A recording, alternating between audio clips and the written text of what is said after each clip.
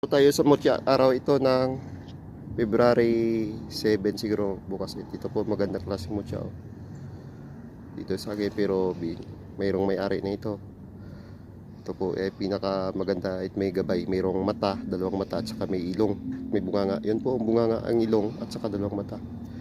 Ito ang original na mutya. Lagyan lang po ito ng langis, pangpatibay, pangdipinsa sa biyahe or sa negosyo, pagta-travel or mayroong inggitero. Ito naman may halong ginto pero mukha niya parang ginto pero buhangin to, kahoy ito naging bato. Ito naman kahoy naman to, naging bato siya, ibang ano naman to. Yan. Ito naman kahoy naging bato. Yan, makita natin mayroong kaibang anyo dito.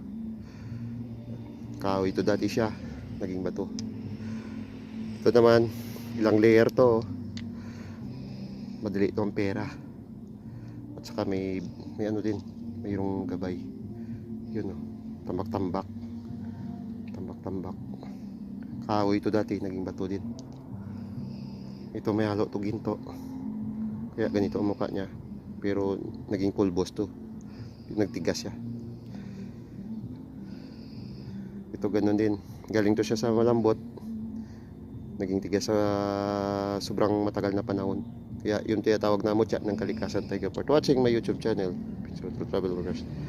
Huwag natin pakita ang nahong dahil bawal po. Dito lang sa mutya. Thanks God everything. Ito po si araw ngayon, oh. Thanks God.